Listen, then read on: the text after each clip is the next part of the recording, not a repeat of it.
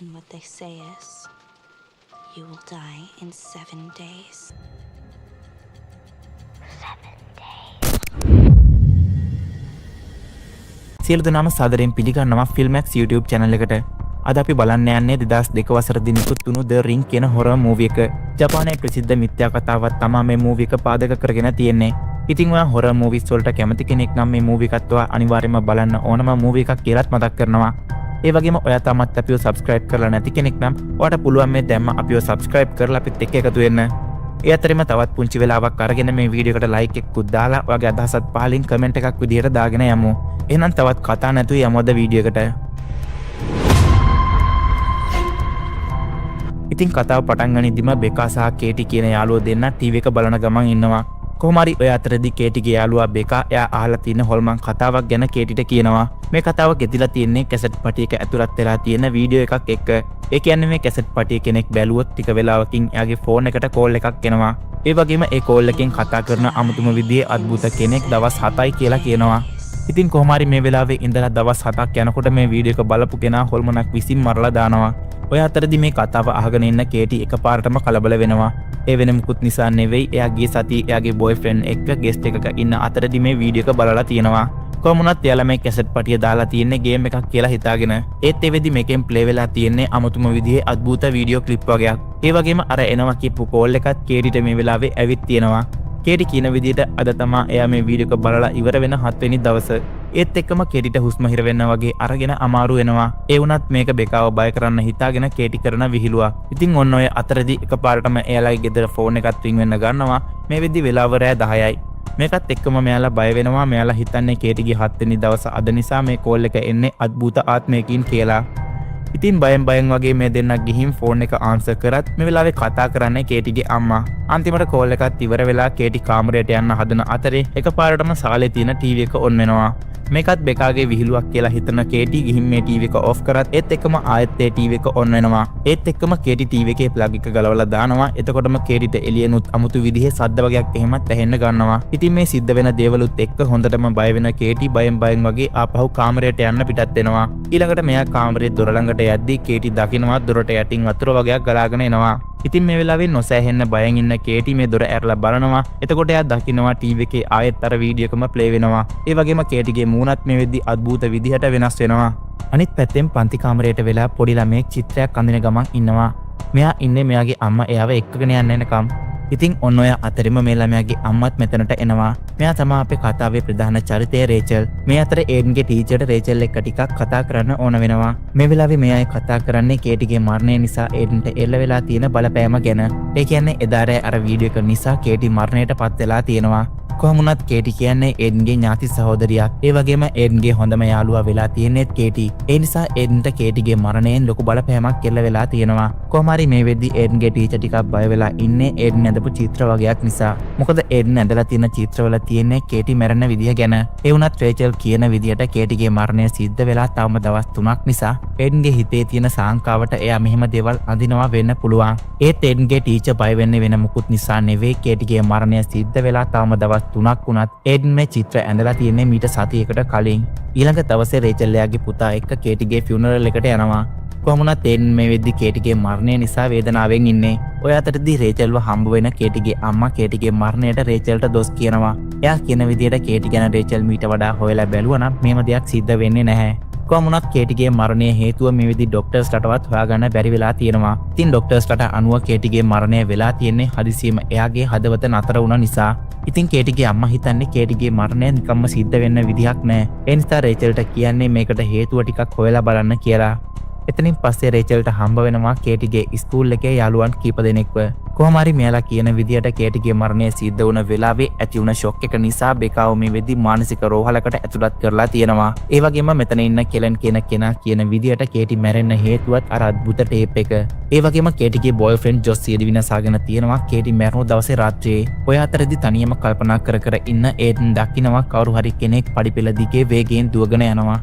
ඉතින් මේකත් එක්කම ඒඩ්නේ පස්සෙන් උඩ තට්ටුවට එයාලුවට යනවා. එඩන් මේ විදිහට ගිහින් තියෙන්නේ කේටිගේ කාමරයට. එඩන් කේටිගේ කාමරේ එයාලගේ ෆොටෝ එකක් දිහා බලාගෙන ඉන්න අතරෙදි මෙතනට එන රේචල් එඩන්ට මේ කාමරයට ආයෙත් එන්න එපා කියලා කියනවා. ඉතින් ඔය අතරෙදි මේසයක් උඩ තිබුණ කේටිගේ ඇල්බම් එකක් අරගෙන බලන රේචල්ට දකින්න ලැබෙන්නේ මේ ඇල්බම් එකේ තියෙන කේටිගේ හැම ෆොටෝ එකකම එයාගේ මූණ පෑනකින් කුරුටු ගාලා තියෙනවා. එතකොටම රේචල්ට හම්බ වෙනවා මේ ඇල්බම් එකේ තිබිලා ස්ටුඩියෝ එකක ඇඩ්‍රස් එකක්. ඉතින් රේචල් ඊළඟට මේ ස්ටුඩියෝ එක හොයාගෙන යන්න පිටත් වෙනවා.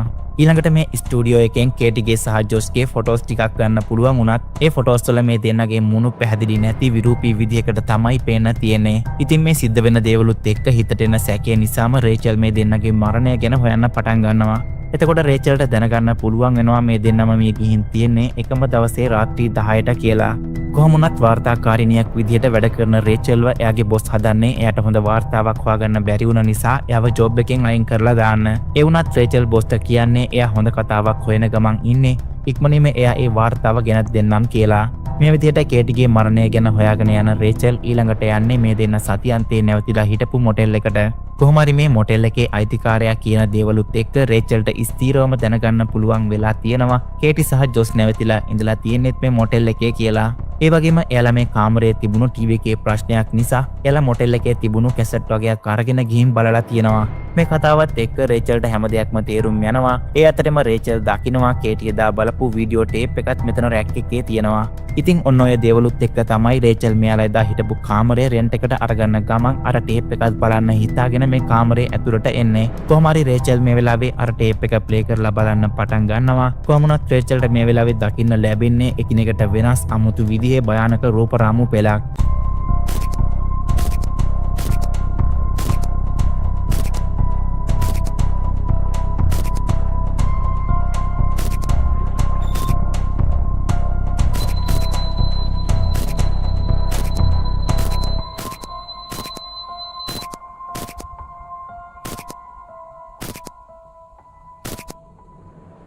මේ විදිහට වීඩියෝ එක බලලා ඉවර වෙනවත් එක්කම මේ කාමරේ තියෙන ෆෝන් එක රින් වෙන්න පටන් ගන්නවා. කොහොම වුණත් හිතේ බයකුත් එක්ක රේචල් ෆෝන් එක ආන්සර් කරන අතරේ එහා පැත්තෙන් අමුතුම විදිහේ කටහඬකින් දවස් 7යි කියලා කියනවා.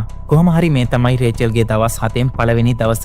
මේ ගැන කල්පනා කර කර ඉන්න රේචල් නෝහා කියලා කෙනෙකුට කතා කරලා මේ ගැන කියනවා. ඒ වගේම මේ වෙලාවේ නෝහට කේටිගේ බොඳ වුණු ෆොටෝස් වගේක් පෙන්නුවත් නෝහා මේ ගැන විශ්වාස කරන්නේ නැහැ. ඒත් එක්කම රේචල් නෝහාගේ අතට කැමරාවක් දීලා එයාගේ ෆොටෝ එකක් ගහන්න කියනවා. ඉතින් මේ වෙලාවේ නෝහා ගහන රේචල්ගේ ෆොටෝ එකෙත් අර විදිහටම මූණ බොඳ වෙලා තමයි තියෙන්නේ. ඒ වුණත් නෝහා කියන්නේ ඔයාගේ කැමරාවේ ප්‍රශ්නයක් නිසා වෙන්න ඇති එහෙම වෙන්නේ. ඒක එච්චර හිතන්න එපා කියලා.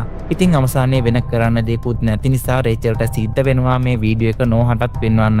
ඒත් නෝහා මේ වීඩියෝ එක බැලුවත් රේචල් කියන කතාව නම් විශ්වාස කරන්නේ නැහැ. මොකද නෝහා කියන්නේ මේ වගේ නොපෙනෙන බලවේග ගැන විශ්වාස කරන්නේ නැති කෙනෙක්. කොහොම වුණත් රේචල්ගේ බලකිරීම නිසාම නෝහා අවසානයේ කියන්නේ මේ වීඩියෝ එකේ කොපි එකක් ගෙනත් දෙන්න. එතකොට මම මේක පරීක්ෂා කරලා බලලාට විස්තරයක් කියන්නම් කියලා. ඊළඟට රේචල්ගේ දෙවනි දවසේදී රේචල් අර වීඩියෝ එකේ කොපි එකකුත් අරගෙන නෝහාව හම්බ වෙන්න යනවා. ඒ වෙලාවේ මේ වීඩියෝ එක පරීක්ෂා කරන නෝහා පුදුම වෙන්නේ මේ වීඩියෝ එක රෙකෝඩ් කරපු විදිය ගැන කිසිම දෙයක් හොයාගන්න බැහැ කියලා. ඉතින් මේ ගැන දිගටම පරීක්ෂා කරන අතරදී නෝහාගේ ගර්ල්ෆ්‍රෙන්ඩ් මෙතනට එනවා. කොහොම වුණත් මේ වීඩියෝ එකේ අద్భుත දෙයක් තියෙනවා කියන එක නෝහා විශ්වාස කරන්නේ නැහැ. අන්නේ නිසාම නෝහා මේ වීඩියෝ එක එයාගේ ගර්ල්ෆ්‍රෙන්ඩ්ටත් පෙන්වන්න හදනවා. ඒත් තවත් කෙනෙක්ව මේකට ඇදලා දාන්න කැමති නැති නිසාම රේචල් මේ ටේප් එකත් අරගෙන මෙතනින් යනවා. ඊළඟට මෙතනින් පස්සේ රේචල් යන්නේ කේටිගේ යාළුවා බෙකාව හම්බ වෙන්න. ඉතින් බෙකා මේ වෙද්දි ඉන්නේ මානසික රෝහලක. මොකද එදා වෙච්ච සිද්ධියෙන් බෙකාට මානසික ආබාධයක් ඇති වෙලා තියෙනවා. ඉතින් රේචල් මේ විදිහට යන්නේ බෙකාගෙන් මේ දේවල් ගැන මොනවම හරි විස්තරයක් දැනගන්න. කොහොම හරි කේටිගේ මරණය සිද්ධ වුණ විදිය ගැන රේචල් බෙකාගෙන් අහන අතරේ බෙකා කියන්නේ දවස් 4කින් ඔයාටත් මේ දේවල් දැනගන්න ලැබෙයි. එතකම් ඉවසලා ඉන්න කියලා. එතනින් පස්සේ රේචල් මේ ටේප් එකත් අරගෙන යන්නේ පරණ තාලේ VCR ප්ලේයර් එකක් ළඟට.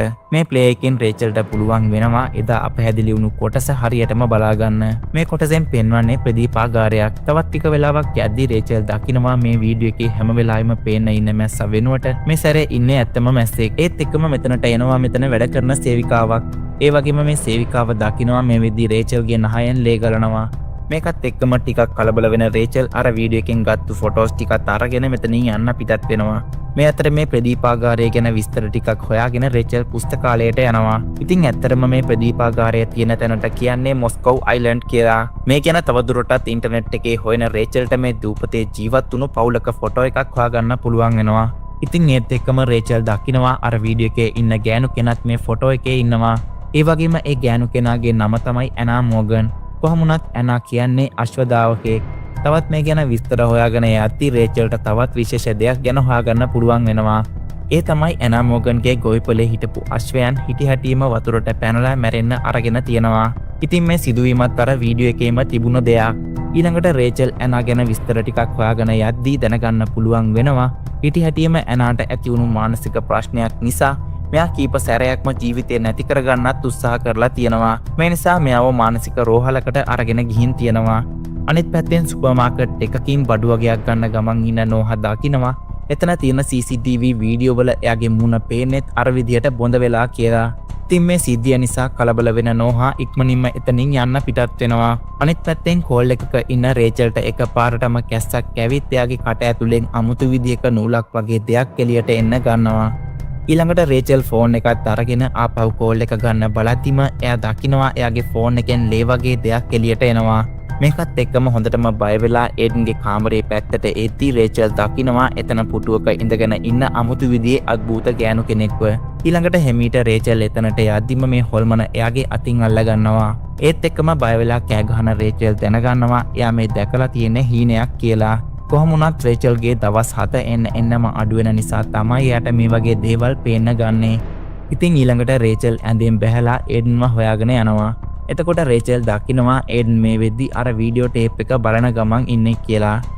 එතකොටම රේචල් මෙතනට ගිහින් ඒ ටේප් එක විසි කරලා දානවා. ඒත් එක්කම එතන තියෙන ෆෝන් එකත් රින් වෙන්න ගන්නවා. රේචල් බයෙන් වගේ ගිහින් මේ ෆෝන් එක ආන්සර් කරන්නේ අර හොල්මන කියලා හිතාගෙන. ඒ වුණත් මේ වෙලාවේ කතා කරන්නේ නෝහා.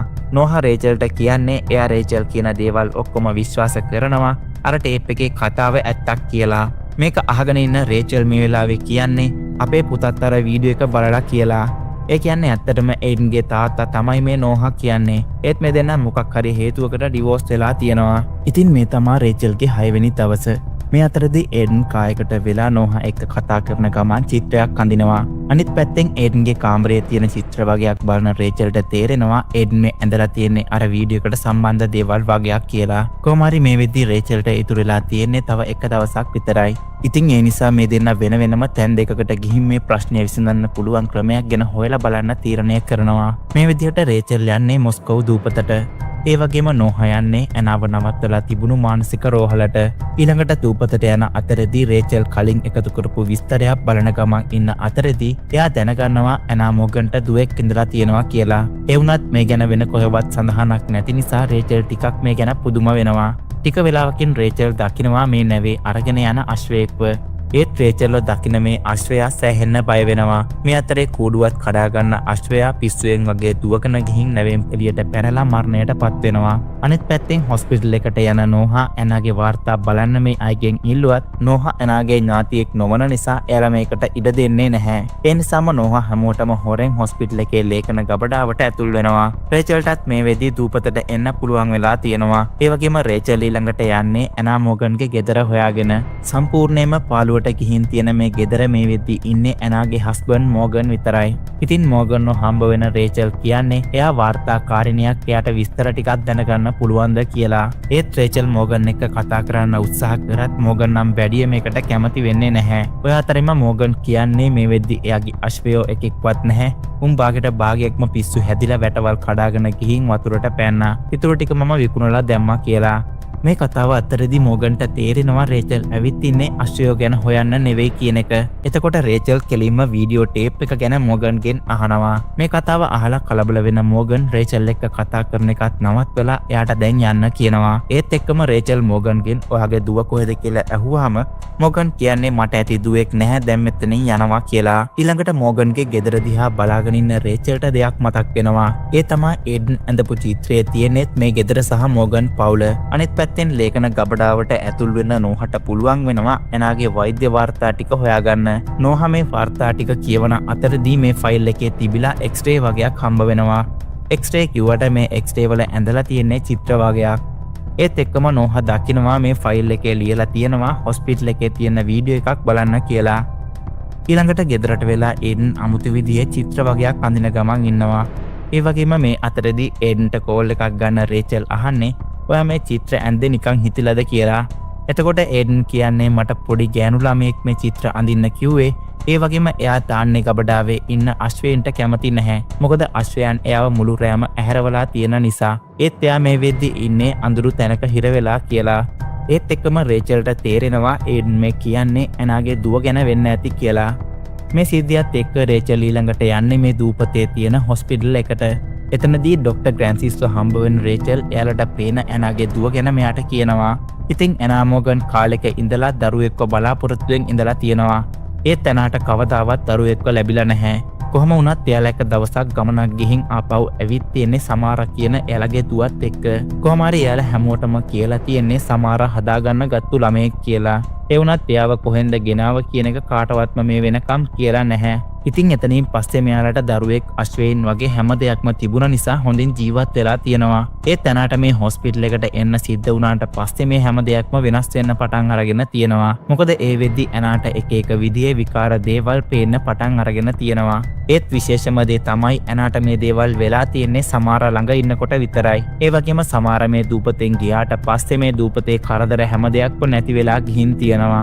ඉතින් කතාවේ අනිත් පැත්තෙන් නෝහා අර වීඩියෝ ෆයිල් එක හොයාගෙන හොස්පිටල් එක ඇතුළට යනවා. නෝහා එතන වැඩ කරන කෙනෙකුට කියන්නේ එයාගේ නම රිචඩ් මෝගන්. ඒ වගේම එයා තමයි එනාගේ තාත්තා කියලා. කොහොම වුණත් මේ සේවකයාට තේරෙනවා නෝහා මේ කියන්නේ බොරුවක් කියලා. ඒ වුණත් මේ සේවකයා නෝහාව එතනට එක්කගෙන ගියාම ඒ වීඩියෝ ටේප් එක එතන නැහැ. ඒ වගේම මේ ටේප් එක අරගෙන ගියපු කෙනාගේ නම තියෙන්නේ රිචඩ් මෝගන් කියලා. ඉතින් මේ සිද්ධ වෙන දේවලුත් එක්ක නෝහාට කිසිම දෙයක් හිතා ගන්න බැහැ. ඒ නිසා නෝහා රේචල්ට මේ දේවල් කියන්න කෝල් එකක් ගන්නවා. ඒත් රේචල් මේ වෙද්දි ෆෝන් එක ආන්සර් කරන්නෙත් නැහැ. අනිත් පැත්තෙන් රේචල් ආපහු යනවා මෝගන්ගේ ගෙදරට. ඒත් මේ වෙද්දි මෝගන්ගේ ගෙදර කවුරුවත් පේන්නත් නැති නිසා රේචල් එයාගේ ගේ ඇතුළටම යනවා. එතකොට රේචල් දකිනවා අර වීඩියෝ එකේ තිබුණු කණ්ණාඩිය. ඊළඟට රේචල් දකින්නේ එතන තියෙන ටීවී එකක්. ඒත් එකම එතන තියෙන බොක්ස් එකක් බලන අතරදී රේචල් දකිනවා ටීවී එක ළඟ තියෙන ප්ලේ එකේ තියෙන ටේප් එකක්. ඉතින් මේ ටේප් එක තමා නෝහා හොස්පිටල් එකේ මේ වෙද්දිත් හොයන ඒ ටේප් එක. කොහොම හරි රේචල් මේ ටේප් එක ප්ලේ කරලා බලනවා. මේ ටේප් එකේ තියෙන්නේ සමාරව හොස්පිටල් එක රඳවගෙන ඉන්න දවස්වල රෙකෝඩ් එකක්. මේකේ කියන විදිහට සමාරට කවදාවත් නිින්ද යන්නේ නැති ප්‍රශ්නයක් තිබිලා තියෙනවා. ඒ වගේම මෙතන ඉන්න ડોක්ටර් සමාරගෙන් එක්ස්රේ වල චිත්‍ර ඇඳපු විදිය ගැන අහද්දි සමාර කියන්නේ මම ඒව ඇඳේ නැහැ මට ඒ දේවල් පෙනුණා. ඒත් එක්ක මේ චිත්‍ර නිකම්ම ඇඳුනා කියලා. ඉතින් ඔය අතරදීම මෝගන් ගෙදරට එනවා. ඒත් මේ වීඩියෝ එක බලන ගමන් ඉන්න රේචල් මේ කිසිම දෙයක් දන්නේ නැහැ. ඒත් එක්කම වීඩියෝ එකත් ඉවර වෙනවා. රේචල්ගේ ළඟට එන මෝගන් රේචල්ට ගහලා මේ ප්ලේ එකත් අරගෙන බාත්රූම් එකට යනවා. කොහොම වුණත් මෝගන් හදන්නේ කරන්ට් එක වද්දගෙන සියදිවි නසා ගන්න. මේකට හේතුව විදිහට මෝගන් කියන්නේ සමහර හැම වෙලේම එයාට කතා කරනවා ඇහෙන නිසා මේ දේවල් එයාට ඇති වෙලා තියෙන්නේ කියලා.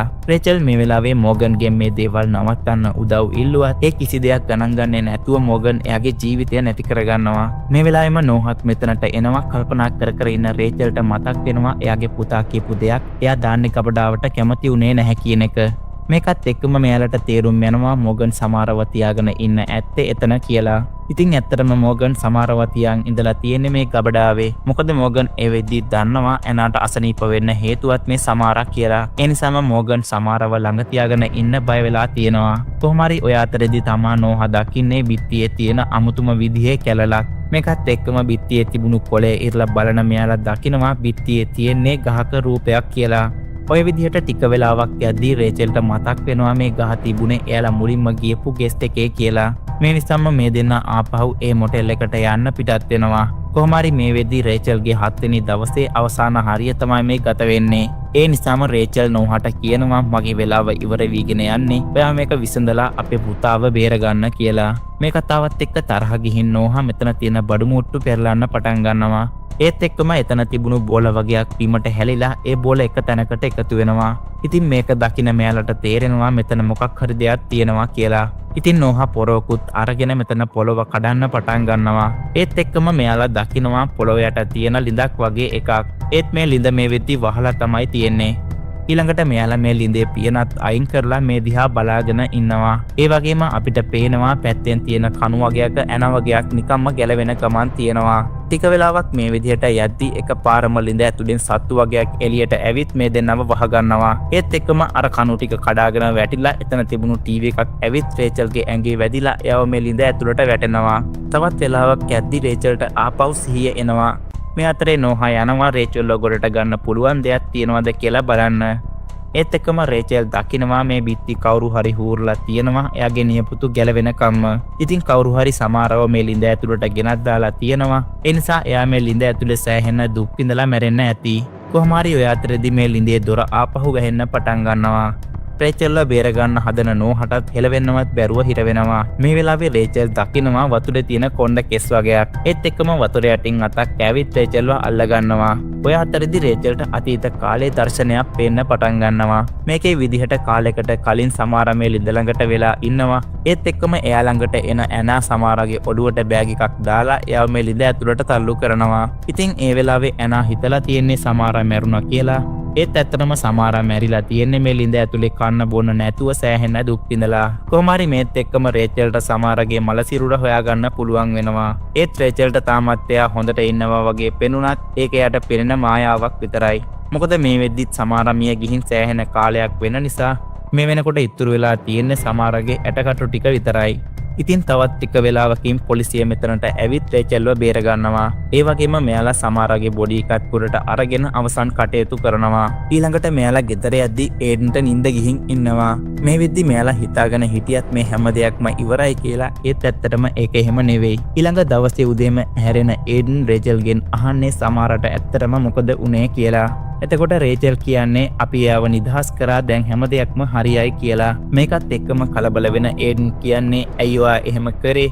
ඔයාට එහෙම නොකර ඉන්නයි තිබුණේ. මොකද එයා කවදාවත් නතර වෙන්නේ නැහැ කියලා. මේ වෙලාවේ රේචල් දකිනවා ඒඩන්ගේ අතේ සලකුණක් තියෙනවා. ඒ වගේම මේ වෙද්දි ඒඩන්ගේ නහයෙන් ලේ ගලන්නත් ගන්නවා. ඒ කියන්නේ සමාරාව නිදහස් කරා කියලා මේ ශාපය ඉවරයක් වෙලා නැහැ. ඒත් එක්කම අනිත් පැත්තෙන් ඔෆිස් එකට වෙලා ඉන්න නෝහා දකිනවා එතන තියෙන ටීවී එකේ ආයෙත් අර වීඩියෝ එක ප්ලේ වෙන්න ගන්නවා. මේ අතරේ රේචල් මේක කියන්න නෝහට කෝල් එකක් ගත්තත් එයා ආන්සර් කරන්නෙත් නැහැ. මේ නිසාම රේචල් ඉක්මනින්ම මෙතනට එන්න පිටත් වෙනවා. ඊළඟට අර වීඩියෝ එකේ තියෙන ලින්දෙන් ගොඩට එන සමාරා ඇවිදගෙන ඇවිත් ටීවී එකෙන් එළියට එනවා. මේ විදිහට ටිකෙන් ටික නෝහාගේ ළඟට එන සමාරා නෝහාවත් මරලා දානවා. ඒත් එක්කම මෙතනට රේචල් එද්දි එයා දකිනවා මේ වෙද්දිත් නෝහා මිය ගිහින් ඉවරයි කියලා.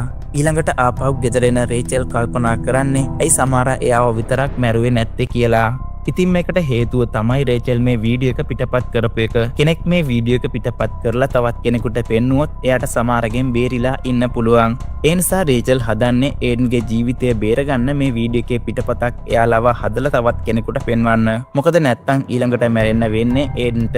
ඉතින් ඒත් එක්කම මේ සුපිරිම මූවි එකත් අවසන් වෙනවා. වීඩියෝ එක ගැන ඔයාගේ වටිනා අදහස පහලින් කමෙන්ට් එකක් දාගෙන යන්න. එහෙනම් හැමෝටම සුබ දවසක්.